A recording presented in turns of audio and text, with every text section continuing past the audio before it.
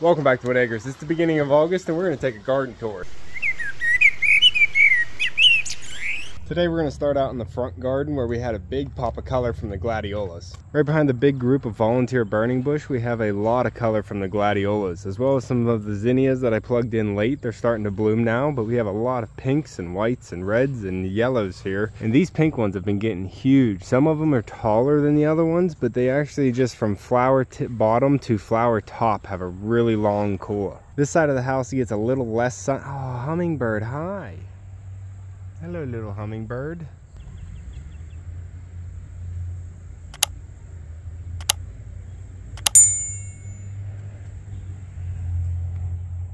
Got two little hummingbirds playing out here on the gladiolas. So these ones bloom a little bit later because they don't get as much sun as the other side of the house. But that's not a problem because it really extends the gladiola season here for the hummingbirds and the bees and me. Even though I tried to dig up this ornamental grass and split it this year, it decided to keep on growing like nothing ever happened and it got massive again. But I did lose one of the arborvitaes out here, one of the Niger arborvitaes, and this one's not looking too good either. My dad planted this row about 10 years ago and it just has not been holding up. There's been something in the soil that's been giving it a fungus and killing them every year. We lost the whole entire row down that way, and now this is the last one left. I'm gonna need to figure out another tree to put out here, but I'm gonna redesign this whole area, so I'm just holding off until I can do it all at once. Some of the sunflowers that volunteered in the cut flower garden I moved out here and they bloomed and they're doing well, as well as the castor bean that I planted in here. They're getting real big. They have nice large leaves, which is a really nice interest out here. And one of the late season pumpkins I plugged in is actually starting to grow now. I really like decorating with pumpkins during the fall, but I haven't had a really good season with growing my own pumpkins this year, so I'm hoping some of the late season plantings I got in are going to start producing. The blue jean baby Russian sage came back really nice. I didn't know if it was going to come back because of the way I pruned it. It didn't look real good and it was real loose in the root system, but they're all coming back really nicely and the bees have found it. We have some black-eyed Susan, Rudbeckia back there, as well as the only variegated daylily that I have on the property. So I do need to split this up, but it's been doing really well over here and I kind of like the interest it brings. Instead of having it everywhere, it's like a nice little pocket find or nice little hidden secret back here. Up. Got all the bird baths filled up today because it has been hot and we haven't had rain in a few days, but that is not why this oak tree has died here. I'm not sure why the majority of this oak tree has died back. We only have really 1 or 2 live branches left. It really doesn't make a whole lot of sense. I didn't even prune this year. Oh, we have a hummingbird moth. Not sure what he's doing over here. There's no pollen on this tree. He's kind of camouflaging himself in place though. I did prune my Royal Empress tree this year and it came back beautifully. It's coming in real nice, strong and full. So I'm really not upset that I pruned it this year. I was kind of worried whenever I pruned it that it wasn't going to fill out nice and full and even, but I'm really happy with the way it turned out. I did have to come in a little bit later and do a little bit more pruning along the bottom here to reveal the hostas that were blooming. But look at this trunk. It's not really a crack in the main trunk, it's just a crack in the outside layer of the shell. It's a little weird, but it looks like a nice tree. I had one hollyhock come up that was a volunteer and it's been doing really well. That thing's getting pretty tall at this point. It's a nice little picture with the cornfield in the background. It's doing really good in this location. Just a little bit of pocket coming up the road where I could see it coming in. So I have a multi-trunked oak tree here that the squirrels planted for me. I'm gonna have to be moving that this fall before it gets too big in this area. That's gonna be part of the front redesign. I just don't have the time to really get into that yet, but we will be getting into that, so stick around. The redbud tree's filling out beautifully. I do have to figure out which ones I'm gonna be pruning and what shape I wanna turn this into, but that's gonna be probably a fall project. I'm just gonna let it grow with as much energy as it can right now. It was a big tree when I transplanted it and we only pruned off a little bit, so I wanna make sure that it's really rooted in before I give it a heavy pruning. We're going down the line. The limelight hydrangeas are doing beautifully. We got a bunch of blooms coming off of these this year. I'm really impressed with these limelight hydrangeas. This was one of my biggest purchases I've ever done with the garden, was buying 4 of these limelight hydrangeas at the same time, as well as 5 of the hollies in the middles. Now all 4 of the 5 hollies have already died, So I'm really happy to see these hydrangeas doing really well. And I know someone locally who's starting up a cut flower business and wanted some of these hydrangea stalks for their cut flower sale during the farmers market. So I was able to sell some of these stalks, and you can't even tell because they just keep putting on a bunch more blooms. So I could probably even sell some more, or like I've been doing, cutting some of these lower branches and some off of the backside where the cornfield sees them all. I've been cutting some of those for arrangements, so I'm able to see all of the blooms. But there's just so many blooms here. And these ones on the morning side were early, so you can see them starting to show some color. In the garden expansion, we have the volunteer sunflowers in full bloom, so they're looking really nice. We have the phlox blooming right underneath them, as well as the Bobo hydrangea coming into full bloom. So this one's a lot smaller than the limelight hydrangeas, and it's going to have more of a rounded shape instead of a tall shape. And these ones don't have as long as stems either for the arrangements as the limelight does, but it has a smaller compact flower, so it fits in a little bit smaller arrangements better. I also got the corkscrew willow all pruned up into a lollipop. I gave some of these branches away that I pruned off as a filler, and they sold them on the farm stand for $1, so just so someone could reroot them and grow the tree themselves. The side garden's about to pop off with all the hibiscus. This thing is completely full of buds. So I'm really excited to see this thing start filling out. The crocosmia needs separated this year. You can see how it's just falling over each other, just completely full and planted too close together. So I need to get in there and separate that out so I can spread the love of the crocosmia all around the property. But we have some hardy gladiolas that I plugged in here that are completely different than all the other gladiolas that I have on the property. They have red and white tips here, and then they're smaller too. So all these hardy gladiolas are smaller than the ones that actually survive my winters. So it's a little weird. I bought the hardy gladiolas so I didn't have to dig them up over winter, and they just keep coming back each year. But all the other gladiolas that I buy keep coming back each year here too, and they're a lot bigger and nicer than the hardy gladiola flowers. So I'm in zone 6A, so maybe gladiola flowers are just good here and they don't need to be lifted. Oh, we do have one bloom. I missed this one. I didn't see it this morning. We have 2 blooms here on the Mars hibiscus, and a lot more to come as well. They're starting to fill up with color. You can see the smaller ones, and then you can see the ones that already have color. I got the bird bath filled up out here, and I have this one with the little stones in here so all the puddlers and butterflies and pollinators can get their water. And this lily is actually blooming this year. It hasn't bloomed in 4 years since the giant maple tree fell down. But I didn't do a garden tour last week, so it's kind of on its way out right now, but it is a gorgeous flower. So I did get some pictures of it, and it's just been doing really well. I actually have the tag down here. It's the, it said Lilium Stargazer, but that tag is not going to last too long. But this one is a really nice one I got, I think, on Father's Day 4 years ago with my dad. And then it got crushed by a falling tree. It came up the next year and I weed whacked it down accidentally, and it grew back and then it didn't bloom. So now we're finally getting this bloom back after 4 years. And a nice bloom it is. So I didn't do a garden tour last week because it just got way behind on all the maintenance, but I've been working on getting the edging done around the yards and all the weeding done to try and clean it all up for this week's garden tour. But I haven't got the side garden mulched yet, so it's really hard to keep up with the weeds. I just go through with the weed whacker and try and knock them all down so that the flowers and everything can be highlighted. And also just trying to keep some shape to the yard so that everything looks nice, clean, and edged out. We're gonna stop in and show the pond because Echo Pup needs a drink. It is a warm one today. Just recently we did add the koi and goldfish to the pond, so we have some more color in the water if we can find them. Yep, we have the white butterfly koi in there. We have the shabunkin and sarasa comets, as well as the white and black koi. And where's my goldie? There she is. There's my gold butterfly koi. And then today I just added a bunch of the comet goldfish, some of these feeders for my largemouth bass that's in there. If I don't want my largemouth getting hungry and eating any of the koi and the goldfish that I just added. So we have a bunch of little feeders in there that'll be easier snacks for them. And we have some monarch butterflies fluttering around here, mainly sitting on the butterfly bush, as well as another hummingbird moth.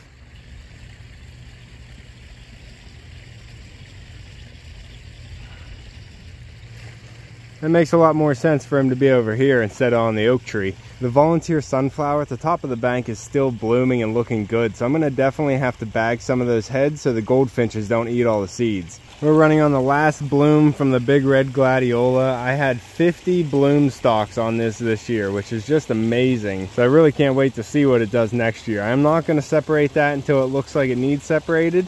So I do have to move some of the stones around it to widen out the base, but that's going to keep going this year. But it's been loving its location and doing really well. Just behind that gladiola, behind the brocade marigolds, we did get our first dahlia blooms. I already cut the one that was blooming yesterday for an arrangement, but look at this. Nice dark color on this dahlia, and that's going to be really nice up here on the pond. I really like the purples. I don't know what this one is, but this one looks like it's probably going to be red. Just by the dark color in the leaves, you can see how lighter the purple one is. I think this one's probably going to be a red, but I'm not sure. I don't know. We're going to have to wait and see. We're getting the volunteer cosmos to finally come in over here, as well as some of the zinnias. These were volunteer as well that I had from last year, so it's really nice to see these coming back and my investment really keep producing here. Bob, did you find a ball?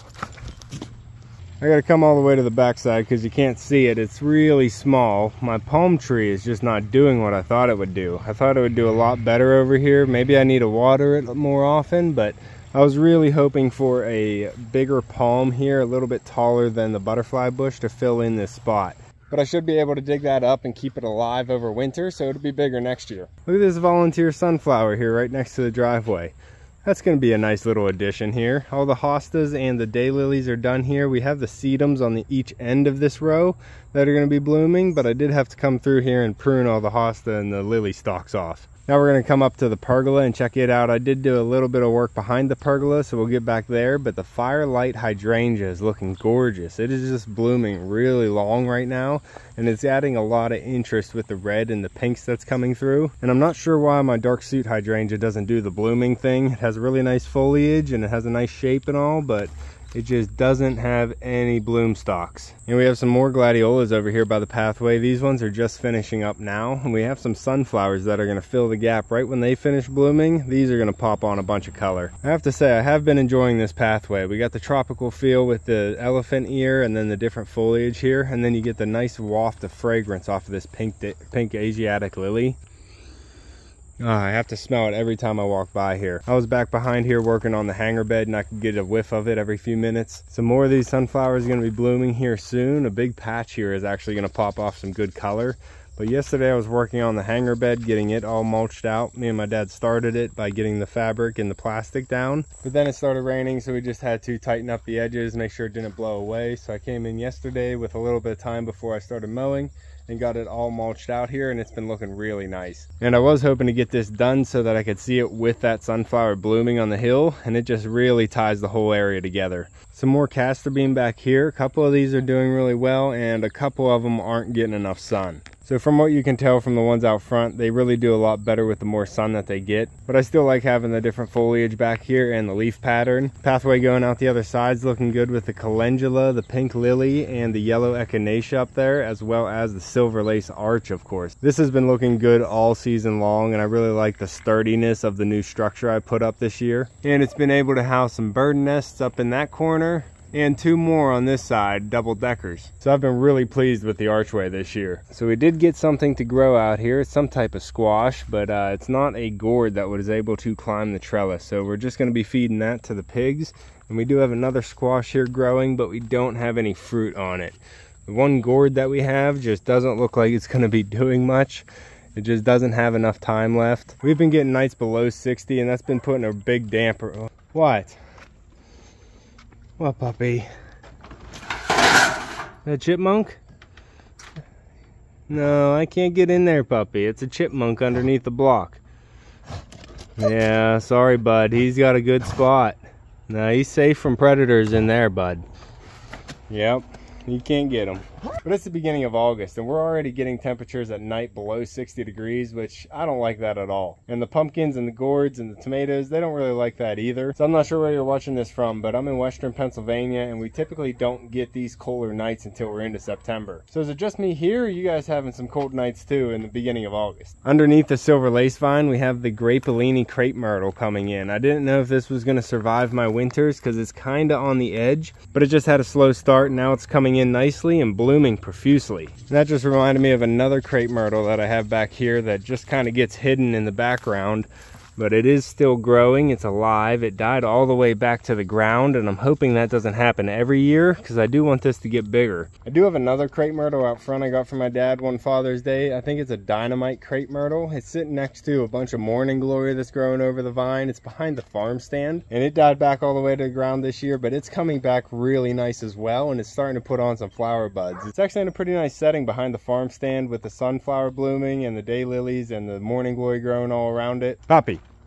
you gotta leave that chipmunk alone, bud. No, you can't catch him. He's in there too deep. He's in there way too deep, bud. I'd have to get a smoke bomb out. We'll do that after the garden tour, okay? Okay? Okay?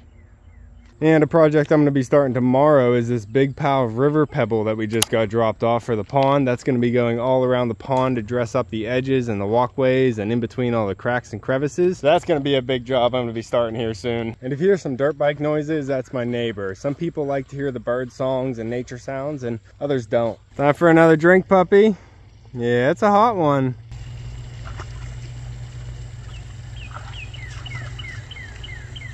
At the entryway of the vegetable garden, we have some new blooms that are just coming on. This is going to be the first hibiscus bloom out here. This is a big white hibiscus. I'm not sure the exact variety name, but you can see how that one's furling open. And then we have a really big dahlia. I'm thinking this is going to be a tall red dahlia by the looks of it. Definitely tall, and it's starting to look red. Down below that we have a volunteer squash. I'm just mowing right around it. I'm gonna let it go, see what it produces. If it produces some fruit for me, I'm just gonna give it to the pigs. We have another bigger one on the corner, and I'm just cutting right around it. I don't mind the look. I even enjoy having the more natural look of something growing right over the edge. I had one coming out of the cut flower garden, but it kind of fizzled out. It gave me one fruit, and then I think the bugs got it. On the back side here, we have some zinnias, and we have some pink yarrow blooming. I'm hoping that starts establishing a little bit better and beats out some of these grasses that are inside of there. But that's a perennial, and it'll keep coming back. We have an amaranth right next to it. These are not doing well at all. I don't know why. They got planted kind of late, but they are just a really weird formation of plant here. We have some blooms hanging down in there, but they are an ugly, ugly tree stalk. So it's a good thing those are annuals, and we can always do something a little bit different in this area next year. I don't think we've really walked down the outside of the cut flower garden too much this year. I do just mainly have the perennials that are blooming in here that I planted last year from seeds that I started. The echinacea and the Shasta daisies. And then I have some of the volunteers that came back from the sunflowers and the bachelor buttons and the nasturtiums. And then I was able to plug in just a few zinnias this year, just so I had some extended color coming into the fall as all these sunflowers are finishing up. But the dahlias down here aren't even blooming yet, and they don't look like they're even close. They just look really small. So these might have been small. Hey, little butterfly. My zinnias are doing something. Hi. And I know these sunflowers have just been a haven for the bees. They are all over these, as well as the echinacea. But I might be able to get some dahlias blooming by the end of the year, but hopefully I can keep them alive through the winter, and I'll have nice healthy tubers to be planting in here next year. Yeah, a little butterfly still flying around out here. What's that, a little finch? Yeah, we got a little house finch there. We have a bunch of goldfinches always in here. Did you see my giant sunflower? Look at that thing. These volunteer sunflowers have just been amazing this year, and this one itself was a volunteer that I should save the seeds from as well. I really would like to if I can reach the top of it and get it before the goldfinches do, but look at that. That's got to be 12 feet. Yeah, that's easily an 12 foot sunflower right there. Puppy, don't you dare start hunting my potatoes. Nee, stay out, out, out. I know if there's moles and voles in there, my potatoes are ruined, but you can't go in there, pup. They look too pretty, and I don't want you ruining them. The potato patch has been doing amazing this year, probably better than anything else in the vegetable garden. I'm really hoping for a strong harvest. I didn't get in there and hill these things, but I don't see any potatoes sticking up out of the soil, and these are so densely covered that they're blocking a lot of the sun from hitting the soil surface already. Hey boyo, you get out of my potatoes.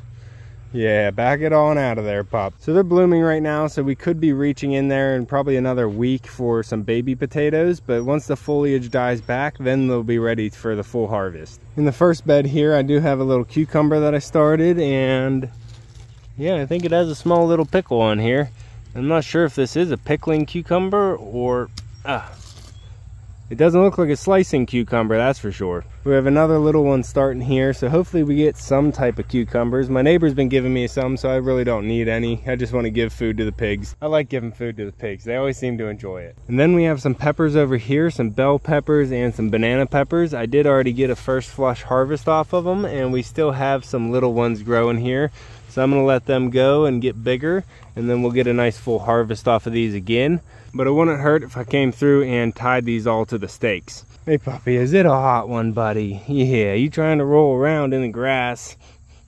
These cucumbers are doing a lot better. I think these ones are the pickling cucumbers, so we have some down here, and they're just starting to put on some pickles now. The bush tomatoes look really healthy. I haven't actually got in here to see if any of them are ripe, but they have a lot of growth on them.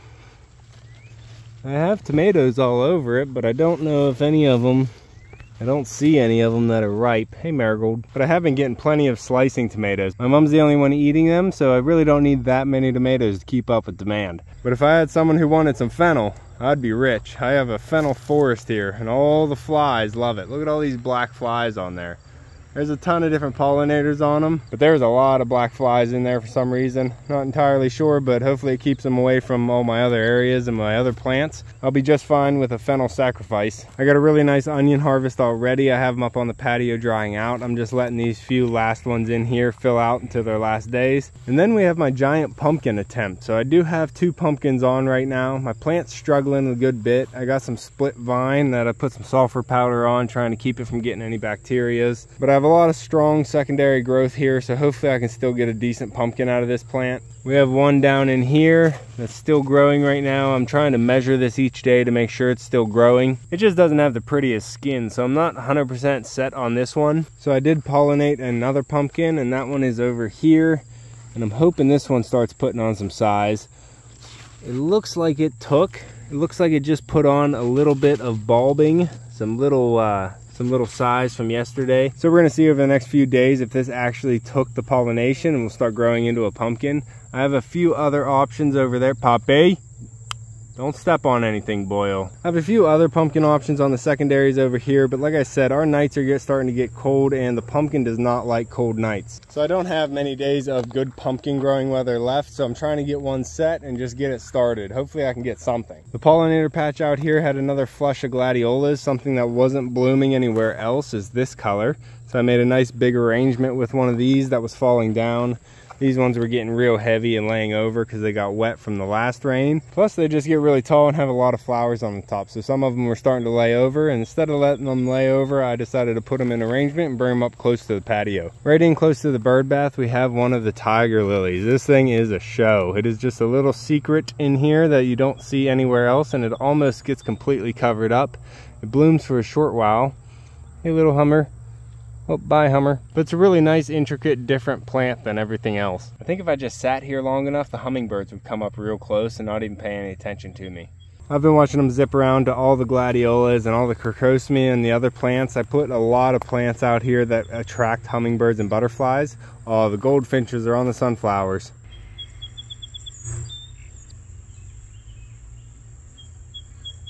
That's just a playground full of sunflowers for the goldfinches. Oh, there they go. More and more nature comes here every year with the gardening and the ponds that I'm adding. And the ramp bed's been filling out really nicely with all the zinnias and the marigolds as well. I had to prune back all the gladiolas from this bed here, but I did get the trellises finally up on the patio. So I had my Minolobota Jungle Queen ready to go on it and started wrapping it all the way up. And then I do have the purple hyacinth bean vine down here, but I just don't have a lot of faith in it anymore. I don't think there's enough time left in the season for it to get all the way up the trellis and start blooming. And I really couldn't be happier with the patio pots this year either. They just performed beautifully. Now that all my birds are off, we get the patio all pressure washed and cleaned up, and I got some arrangements set out. That's going to be all for this one. If you love nature and want to follow along with the gardens here at Whitt Acres, make sure to subscribe down below. Hit that like button before you leave, and you can see me and Echo on the next one. Thanks for watching.